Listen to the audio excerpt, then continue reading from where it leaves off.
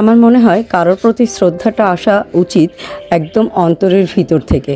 তো আমার সাথে আপনারা কে কে একমত কমেন্টে জানাবেন। তো হ্যালো ভিউয়ার্স, আসসালামু আলাইকুম। আমি নীলা আপনাদের সবাইকে স্বাগত জানাচ্ছি নতুন আর একটা ব্লগ ভিডিওতে।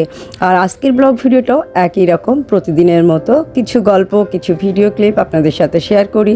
তো ভালো লাগলে সাথে থাকবেন। তো এই যে আজকে অফিসের এক ফাঁকে হাঁটাহাঁটির একটা পর্যায়ে ছোট্ট একটা ভিডিও ক্লিপ আপনাদের জন্য ধারণ করে নিলাম।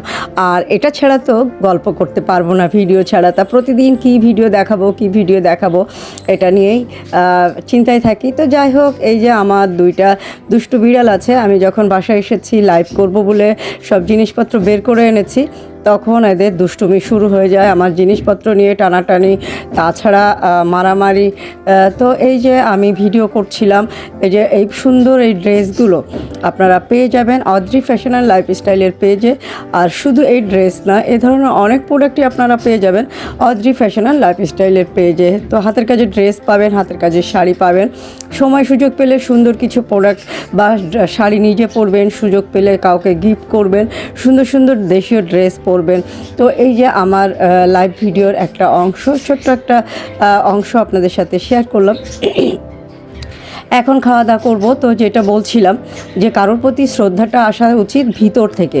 আমার কেন জানি মনে হয় ব্যক্তিত্বহীন কোনো মানুষকে বা প্যারা দেওয়া কোনো মানুষকে ভিতর থেকে শ্রদ্ধাটা আসে না। আমার মনে হয় প্রতিটা মানুষেরই এমনভাবে নিজেকে গড়ে তোলা উচিত বা নিজেকে প্রেজেন্ট করা উচিত যেন আপনাকে দেখলে মানুষ শ্রদ্ধা করে বা সম্মান করে, এবং সেই শ্রদ্ধাটা এবং সম্মানটা যেন ভিতর থেকে আসে।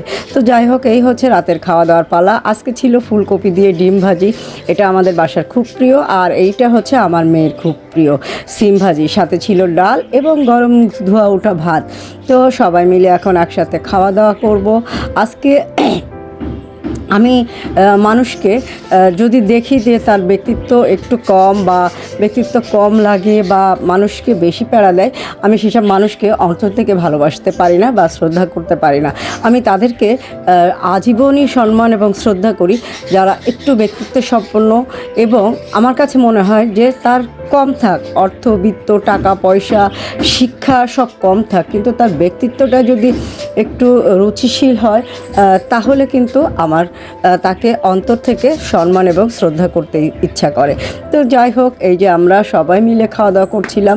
রাতের খাওয়া দাওয়াটাও আমরা প্রতিদিনই বলি যে আমি রাতের খাওয়াটা সবার সাথে একসাথে করি, এবং সবাইকে যেটা করি সবার ভিতরের ভালো লাগা বা আবেগটাকে, বিশেষ করে আমার মেয়েটার ভিতর থেকে একটা সুন্দর একটা বন্ডিং তৈরি করা বা ভিতর থেকে একটা ভালো লাগার কিছু তৈরি করার জন্য আমরা একসাথে একটু বেশ খানিকক্ষণ সময় কাটাই, খাওয়া দাওয়াটা করি, গল্প করি, মেয়েটা চুল আঁচড়ে দেই বা এইভাবেই আর কি, একটু ওর সাথে একটু খেলা, গল্প, এগুলোই আমরা ওকে একটা বন্ডিং দেওয়ার চেষ্টা করি, সুন্দর একটা মেমোরি দেওয়ার চেষ্টা করি, যে মেমোরিটা আমাদের ছিল। ওরা তো এখন গৃহবন্দী, কিছু করার নেই, বাট আমরা কিন্তু একসময় ছিলাম মুক্ত, স্বাধীন, অনেক কিছুই।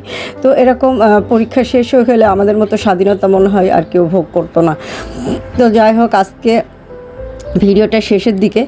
আর আমাদের ভিডিওটা কেমন লাগলো কমেন্ট করে জানাবেন। ওর বাবার কাছে দুইটা কথা জিজ্ঞাসা করেছিলাম, এই জন্য একটু রাগ করছিল। তো বেশি কিছু বলাও যায় না, সে আবার একটু খুব মুড নিয়ে থাকে। তো যাই হোক, এটা বিষয় না, সব কিছু জীবনের অংশ। ভালো থাকতে হবে, মন্দ থাকতে হবে, ভালো মন্দ মিলিয়ে এই জীবন চলবে। আর রাগও থাকবে, সব কিছুই থাকবে, সব জীবনের অংশ। তো আপনারা ভালো থাকেন। আল্লাহ হাফেজ, আসসালামু আলাইকুম।